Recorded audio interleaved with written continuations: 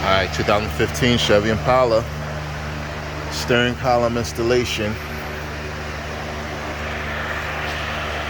Okay. The steering cover comes off. 4 plugs on the top.